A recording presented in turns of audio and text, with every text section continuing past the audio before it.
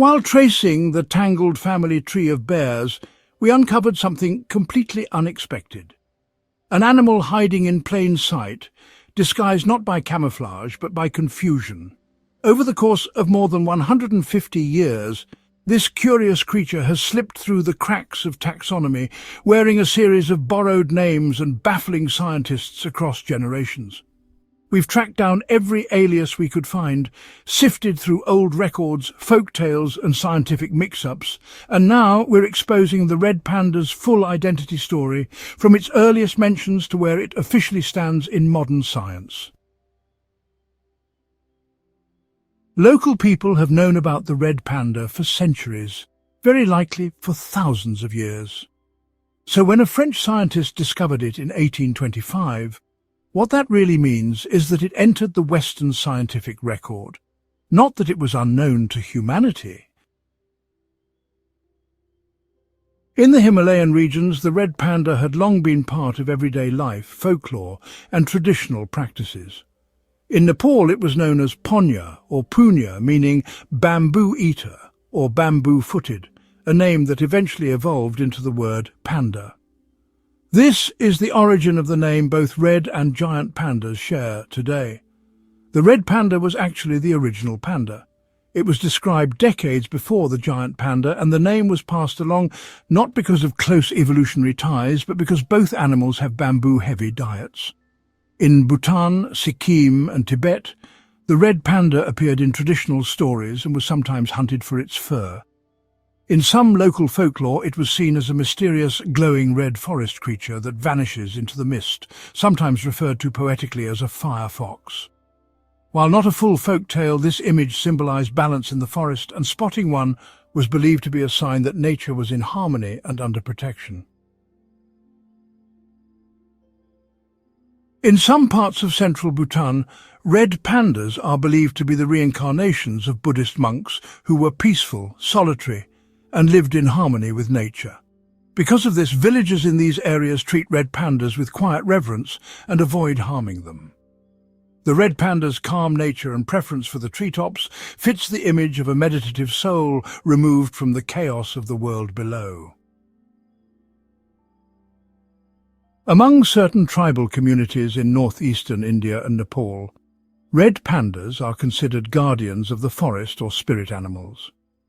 In some versions, it's said that if you spot a red panda before a long journey or a seasonal migration, it's a sign of good luck and safe passage. However, catching sight of one twice might be seen as a warning or a test to stay in balance with nature and avoid arrogance.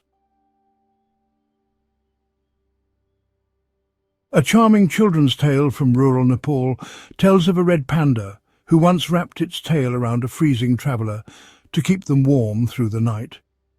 The next morning the traveller awoke to find the red panda gone, leaving only a ring-shaped trail in the snow. This simple story is often used to explain the red panda's bushy, ringed tail and to encourage kindness to animals.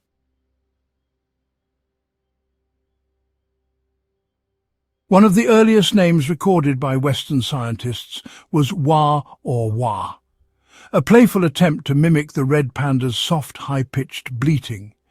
That makes it one of the few animals partly named after the sound it makes. Early naturalists noted this curious vocalization in their field notes, using it as a clue to identify the species.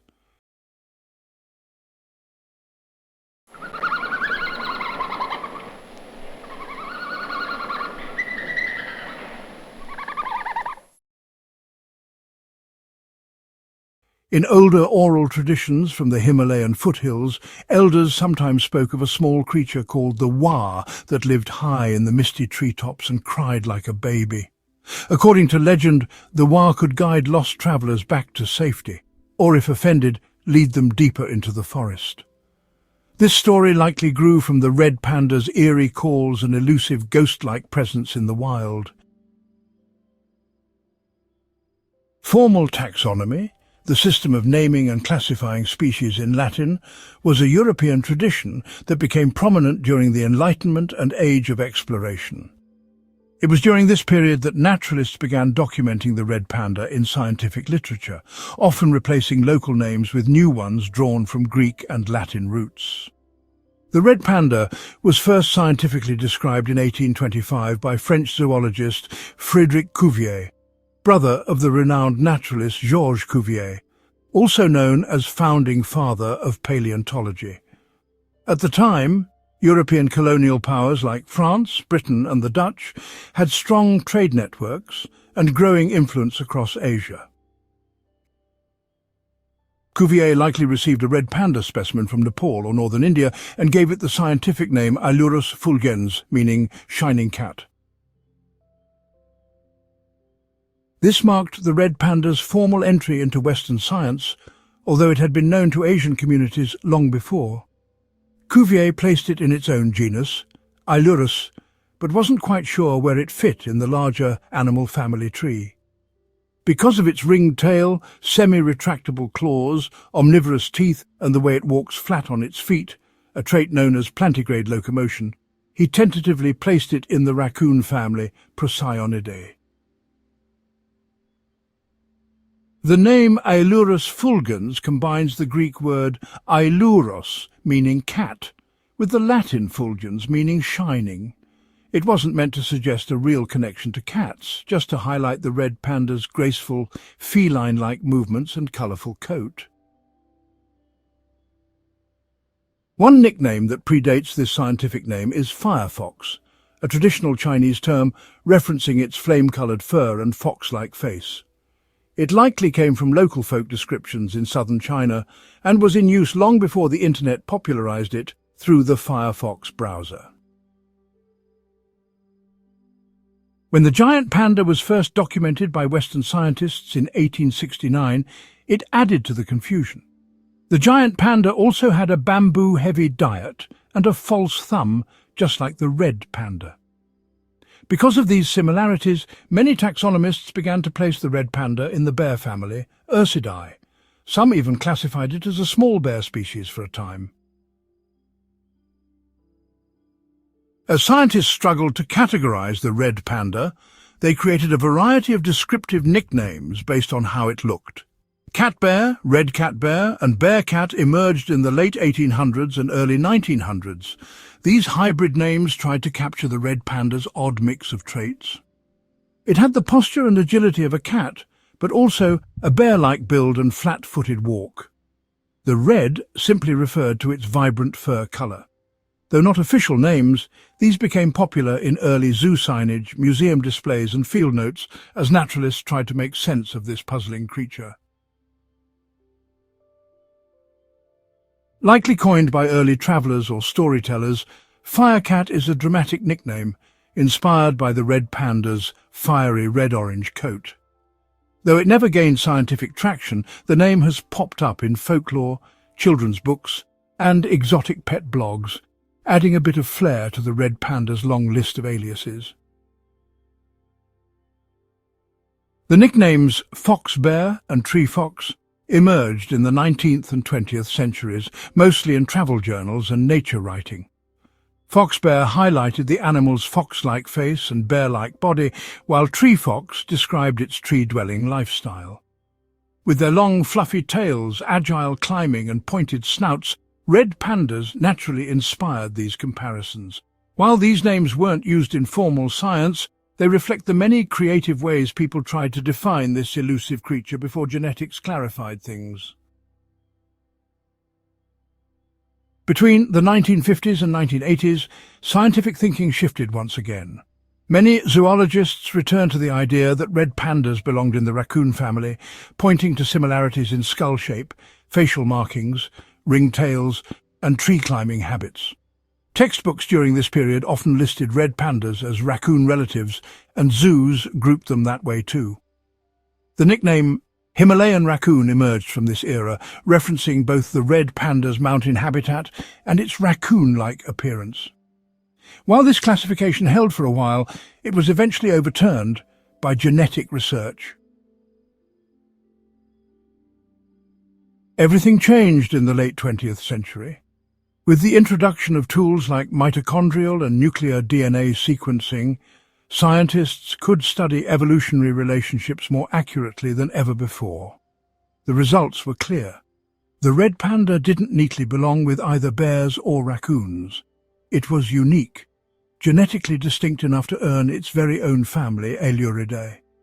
A major study in the early 2000s revealed that red pandas had diverged from the common ancestor of bears and raccoons about 40 million years ago, confirming their place as a one-of-a-kind lineage. For much of the 20th century, people often called the red panda the lesser panda, mainly to tell it apart from the bigger black and white giant panda. The name showed up a lot in zoos and field guides back then, but over time it's fallen out of use. These days many conservationists prefer to avoid it. Lesser just sounds a bit unfair, especially considering the red panda was actually the first to be called a panda in the first place.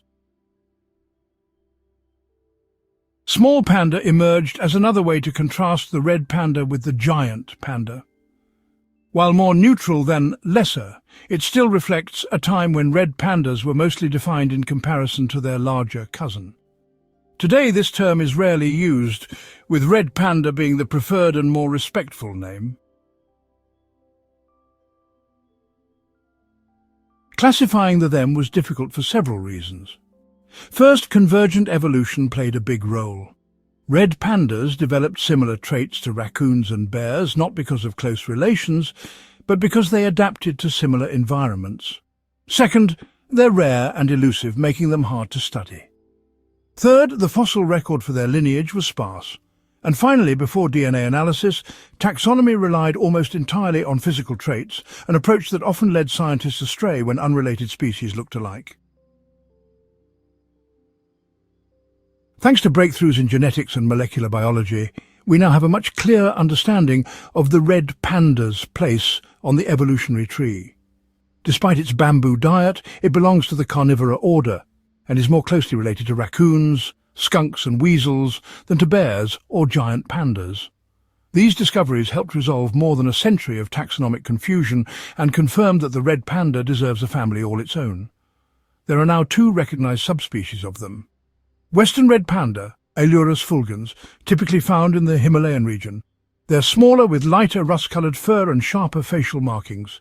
Styan's red panda, Ailurus styani, found in parts of China and northern Myanmar. They tend to be slightly larger, with darker maroon fur and fuzzier facial features. Some researchers believe these subspecies may actually be separate species, but this is still debated. The physical differences are subtle, yet they reflect how each type has adapted to its specific habitat and climate.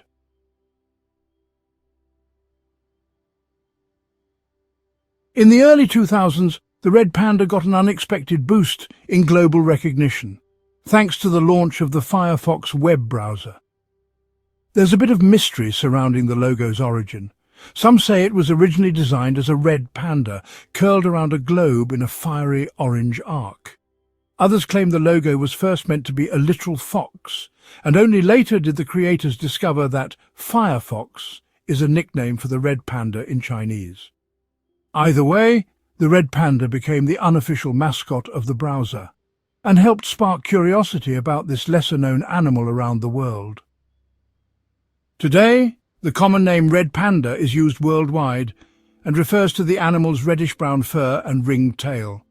Though it's the standard term, it's just one of many the species has carried throughout history. Shining cat, the literal translation of its Latin name, is less common now. But it reminds us of the poetic way early scientists once named species based on how they looked or moved. They are also equipped with some cool features. They are among the few animals capable of climbing down trees head first. This is possible thanks to a flexible rotating ankle joint that allows their hind feet to turn almost completely inwards for a secure grip. They also have sharp, semi-retractable claws that help them latch onto bark and branches with ease. Despite being classified in the order Carnivora, they are almost entirely herbivorous. Around 95% of their diet consists of bamboo, although they can only digest about 24% of what they consume. This low efficiency means they need to eat a large volume of bamboo daily to meet their nutritional needs.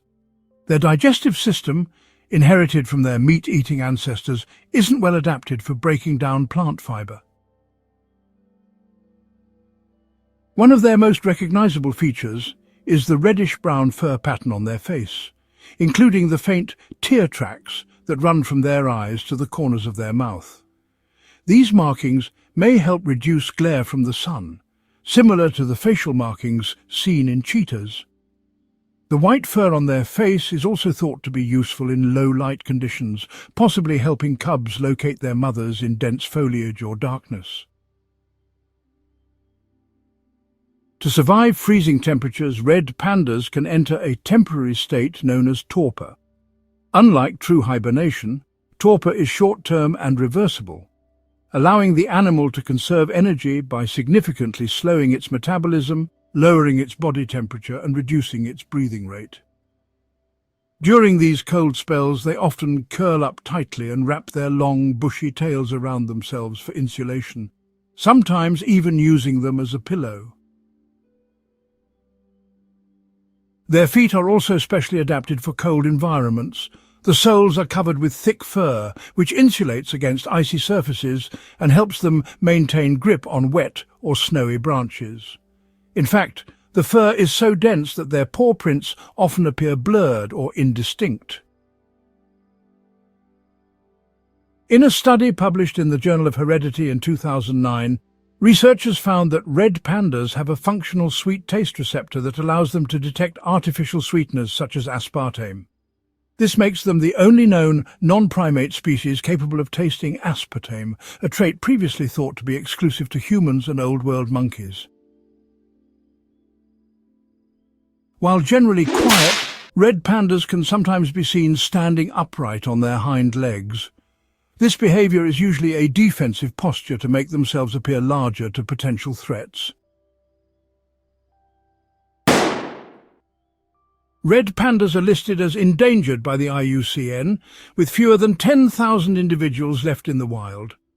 Their population is declining due to habitat loss from deforestation and development, poaching for the illegal pet trade, inbreeding in fragmented populations, and the growing impact of climate change, which threatens bamboo growth. To help protect them, conservation strategies include creating protected forests and wildlife corridors, supporting captive breeding and reintroduction programs, and promoting sustainable local practices in regions like Nepal and India. Public outreach efforts, such as International Red Panda Day, are helping to spread awareness and build global support for their conservation. After following the red panda's trail through centuries of confusion, curious nicknames, and shifting scientific theories, one thing is clear. It's no ordinary animal. From being mistaken for a raccoon or a bear, to inspiring internet icons and folklore, the red panda has quietly climbed its way into both cultural and biological history. Though its name has changed over time, its charm hasn't.